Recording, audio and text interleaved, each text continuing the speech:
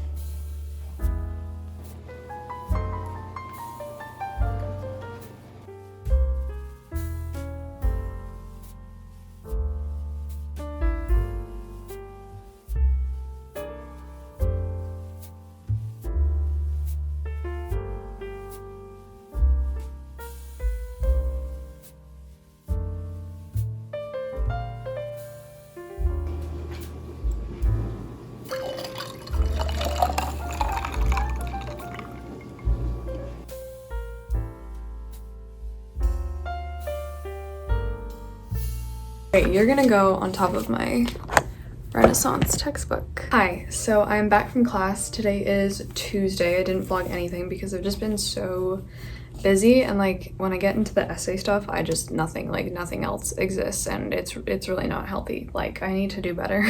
This is a reminder to myself to please do better. But it's now almost 5 o'clock. I'm currently exporting my video for tomorrow for the 3rd time because I just keep noticing little changes. Like this one, I screamed about Dickens and it was way too loud listening back to it, and I don't want to burst your eardrums. So I just fixed that and now I'm re-exporting it. So on the to-do list for tonight is just to schedule the video for tomorrow, which is my TBR. I just made an iced coffee because I made enough coffee this morning. I kind of knew I was gonna want another one. It's really good, and today's actually the warmest day it's been so far. I think it's 6 degrees, no, 4 degrees, okay? Well, it felt a little warm, but the test today, I don't know. I don't think it went as well. Then again, like I perform well on tests, but nowhere near as well, I think, on like dedicated essays that, you know, you have time to write at home and research, because when you're just asked to write something on the spot, it's a different world. It was almost a 2-hour test, and by the end of it, like the last answer I gave, I am cringing at myself. Maybe the first 2, potentially 3 questions I answered would get okay marks, but the last question, my brain was done. I just felt really dizzy and just not even there, and yeah, so I ended up writing on the love song of J. Alfred Prufrock by Eliot, and then I wrote on Frankenstein, which I think went okay because I've just been like literally in Frankenstein's head.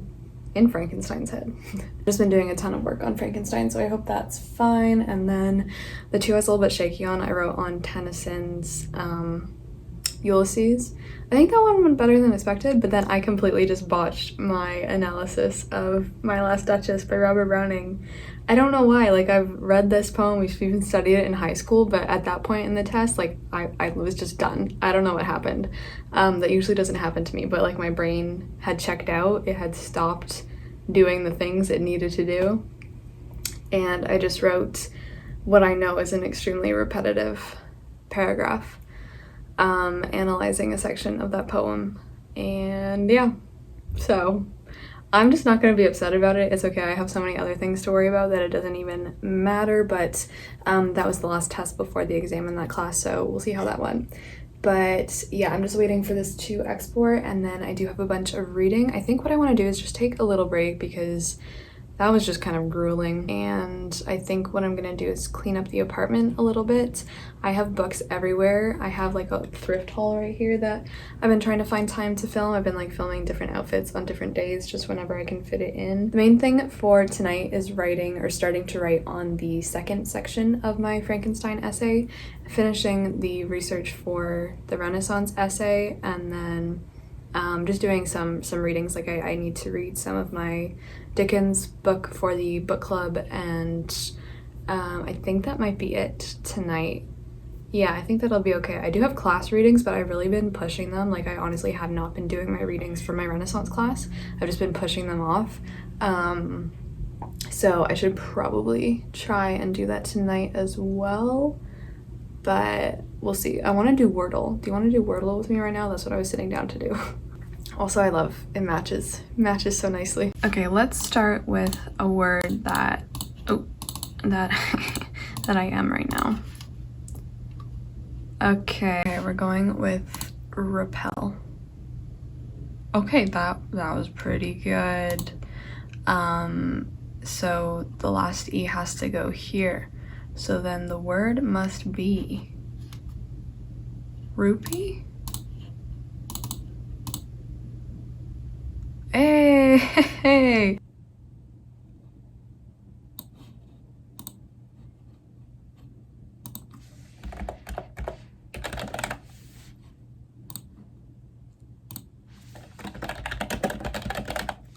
As well, I did get some book mail because the 2 books that I ordered in my March TBR arrived. They came today. I think one more is coming tomorrow. Or no, it's actually coming tonight. So I am waiting on book mail. I should check that. But the first one that I ordered was Solar Bones by Mike McCormack. I absolutely hate this cover. Like, this is definitely one of the ugliest covers I own. What even is this? But this is for a class. I have to read it. It's shorter than I thought, which is great because I thought it was going to be pretty long and then I'd have a ton to read. But the way that I'm seeing it, like, I don't think there's any chapter breaks and it all looks very stream of consciousness-esque is what I'm getting. But this, like, the posthumous memoirs, which I just finished reading, is about a man who's dead sitting at his kitchen table reflecting about his life. But, like, the style that it's written in just looks a little bit difficult, so we'll see how this ends up going. Like, it's very much all broken up, it looks like, and stuff, so this should be interesting. Yeah, that is the first one, and then the other one is one that I ordered for me, and that is The Body Keeps the Score. Do I like this? I think I kind of like the blue and orange, but this is nonfiction about trauma, brain plasticity, neuroplasticity, and stuff like that. So I flicked through this. I'm actually so excited to read this book and hopefully talk about it in vlogs and stuff. So yeah, I do have the audiobook. I think I might start the audiobook soon, but I don't know. So this I'm just gonna put on my bookshelf because I don't need to read it or start it for a couple of weeks. That is tonight's book mail.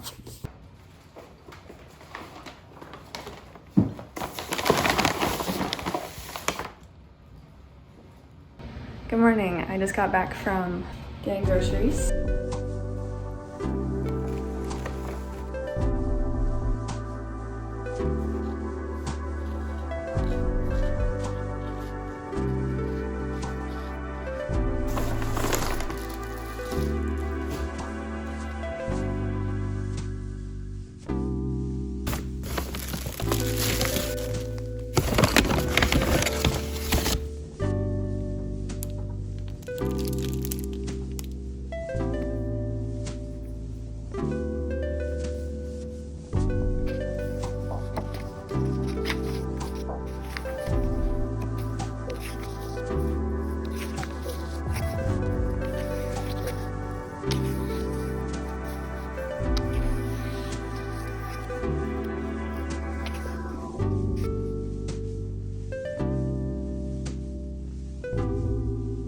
All right, so I'm going on a run. It's almost 6 o'clock.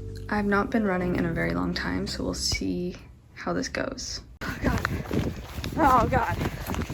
Oh God, it's disgusting out.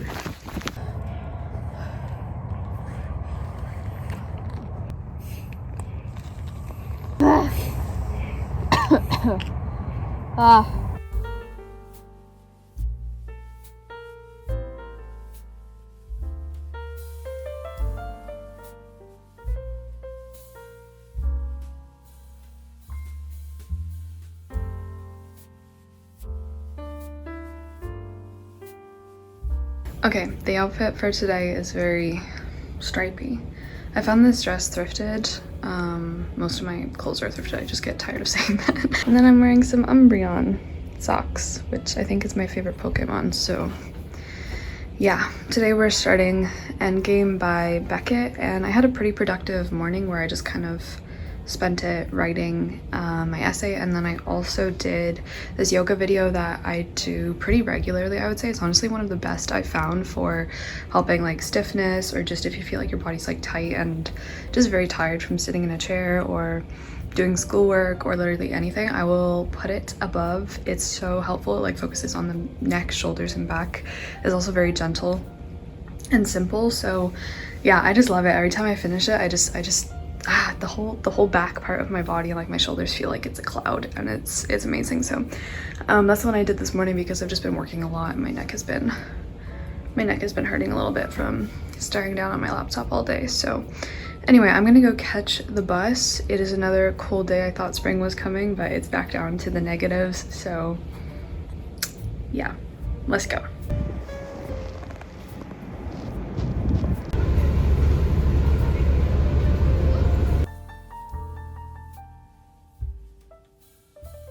Good morning, sweet cherry blossoms. It is a new day. It's actually the weekend. I have a little bit left of this, which I'm excited to drink. I just woke up. It's 15 degrees out and I'm very confused. It's like warm. It's warm out.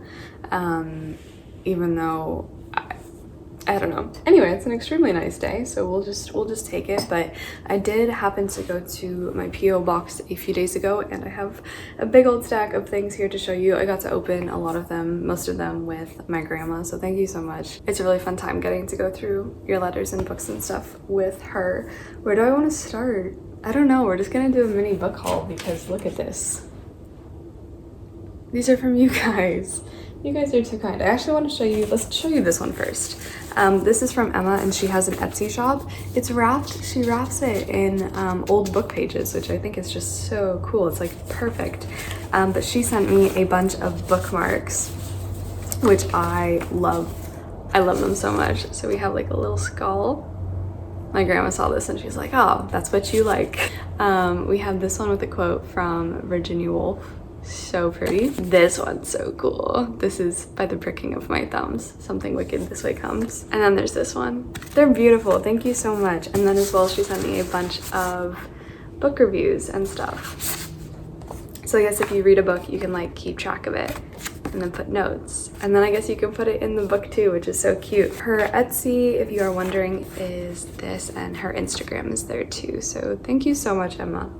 You wrote me a nice note, so thank you so much. I'm definitely going to use these immediately. I love them so much. They're like perfect for Halloween as well. And I also got a package from another shop, which is called Pow's Art Nook. This is from Paula. Thank you so much. She sent me one of her stickers. This is like the thickest sticker I've ever seen. And then she also sent me some bookmarks too, which I'm going to open with you guys. Oh, that is beautiful.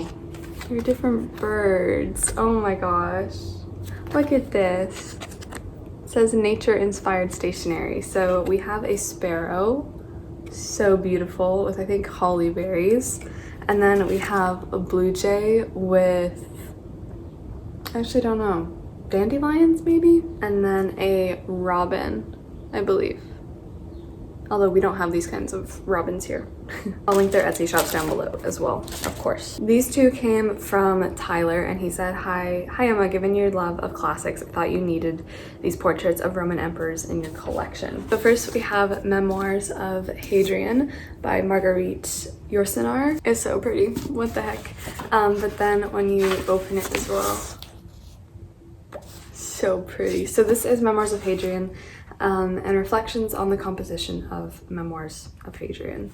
And this is translated from the French, but essentially what she's done is created like a life history, I believe, of Hadrian, the Roman emperor, both an exploration of character and a meditation on history. It's written in the form of a testamentary letter from the Emperor Hadrian to his successor, Marcus Aurelius. Yeah, I'm so excited, so thank you so much. But then you also sent me one about Claudius called I, Claudius by Robert Graves. I didn't know this one existed, actually. I had heard of Memoirs of Hadrian, but I'd never heard of I, Claudius. And this is by the very famous Robert Graves, who I have his Greek myth collection down there.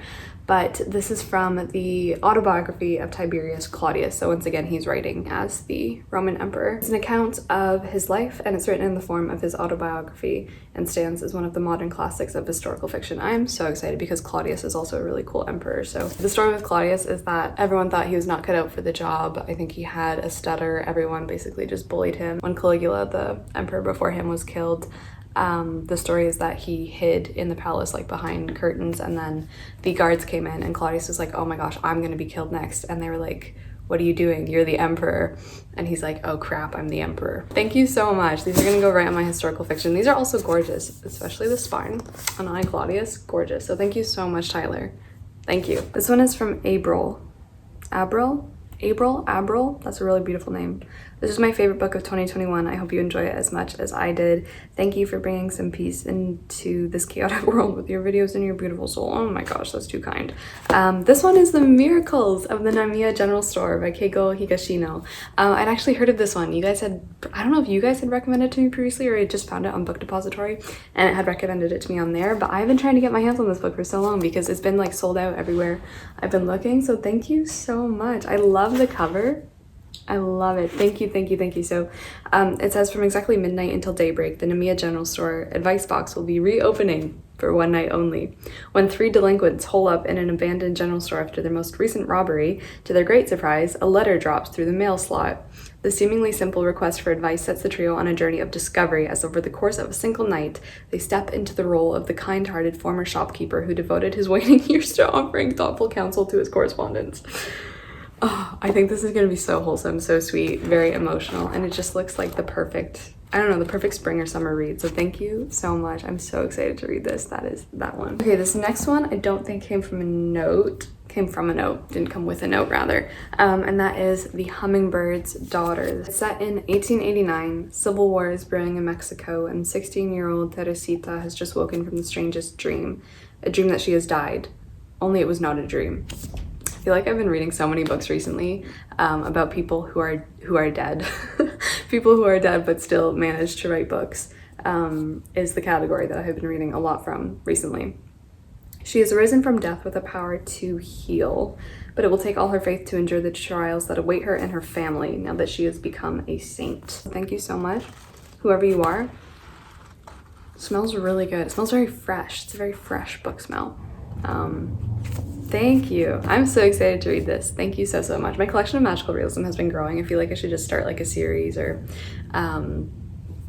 I don't know, something where I just keep reading South and Central American literature because it's just like the best thing ever. So thank you so much, whoever you are, you kind stranger. Okay, this one, I think I know who it's from, but I'm gonna message her on Instagram. I'm gonna sneeze just to make sure, just to clarify, but if it is, I'll put her name here. Thank you so much in advance. That is The Stationery Shop by Marjan Kamali. This one was also a recommendation from you guys. Thank you so much. And then you sent it my way, very funnily enough. Look at, I love the cover, oh my gosh. So this one is set in 1950 Tehran, and it finds a literary oasis in kindly Mr. Fakri's neighborhood stationery shop. Oh my gosh, and then I think he's a matchmaker, the man who owns the stationery shop, and he matches people together based on their interest in books. It goes really well, but on the eve of their marriage, they meet in the town square, but suddenly violence erupts, a result of the coup that forever changes their country's future. Oh man, this is gonna hurt. This one's gonna hurt. This one's gonna hurt a lot, and I believe just be so informative on so much history, so that is that one. Thank you so much, I cannot wait to read this. And also, deckled edges. Deckled edges? Floppy deckled edges. Okay, this one I freaked out. I don't know who did this. I think this might be sent from the publisher because it came from World of Books.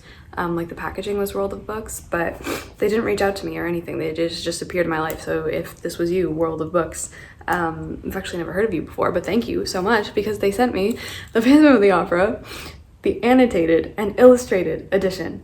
I did not know this existed. I don't know how I didn't know this existed. I freaked out because I've never had an annotated, I didn't even know there was an annotated copy of Phantom of the Opera, but this is done annotated and illustrated by the same person, and that is M. Grant Kellermeyer.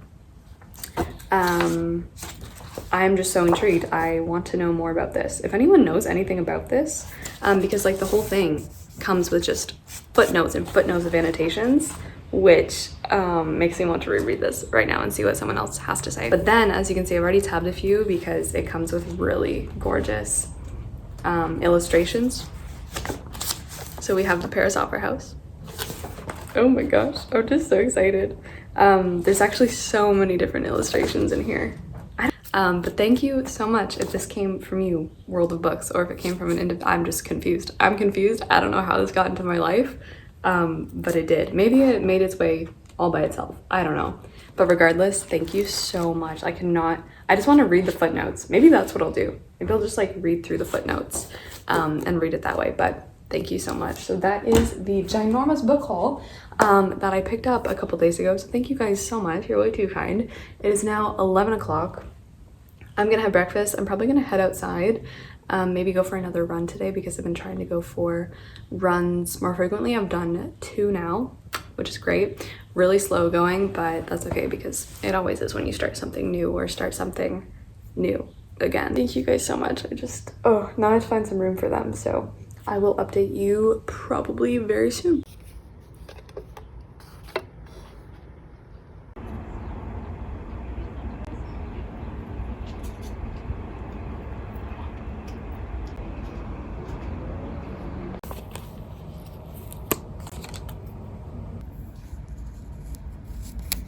So this piece of paper, I've just really briefly written down all the works that we're doing or all the authors we're looking at.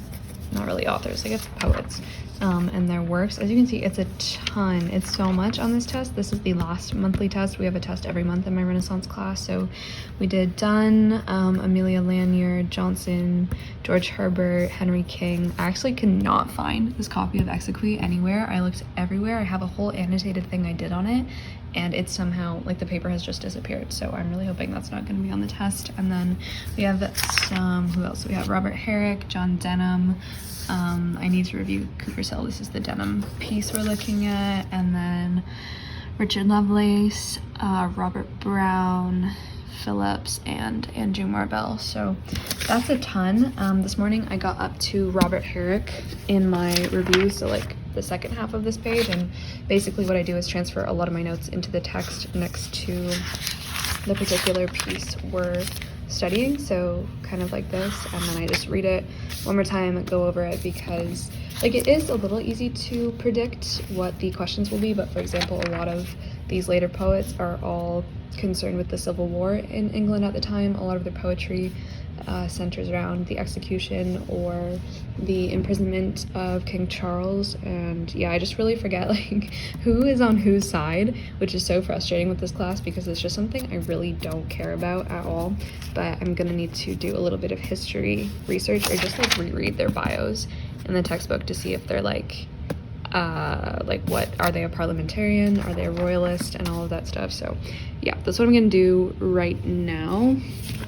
So I'm gonna take all this with me and read over it and then just finish going over things for tomorrow. Get up for shame, the blooming morn upon her wings presents the god unshorn. When all the birds have matins said and sung their thankful hymns, 'tis sin, nay, profanation to keep in, when as 1,000 virgins on this day spring sooner than the lark to fetch in May. Am I right, guys? Okay, so basically they're just picking flowers. Okay, so essentially what happened with the Civil Wars from 1638 to 1660, King Charles is like, yo, Scottish people, you are going to use the English prayer book. And Scotland's like, think again, no, we're absolutely not. Charles is like, yes, we're going to force you to use our prayer book. And in fact, I'm gonna call up Parliament right now for money. But Parliament's like, yo, we're not giving you money. What are you doing? You're not being a good king. 1638, Scottish people are like, time for a rebellion. 1642, Parliament's like, this is getting out of hand. King Charles kind of sucks. We're gonna literally build an army against the king. But then the Scottish call back up King Charles and they're like, yo, we're actually on your side now because Parliament is getting a little too crazy. You guys are going too far. Ding dong, it's Cromwell who becomes leader of the army and the parliamentarians. And then they have what is called Pride's Purge, which took place in the late 1640s. It was the purge, the OG purge. They purged Parliament and only those who were open to executing the king were allowed to stay. We have a divided English society, even splitting down families who were on either side. And then they decide to off with his head. Charles, goodbye.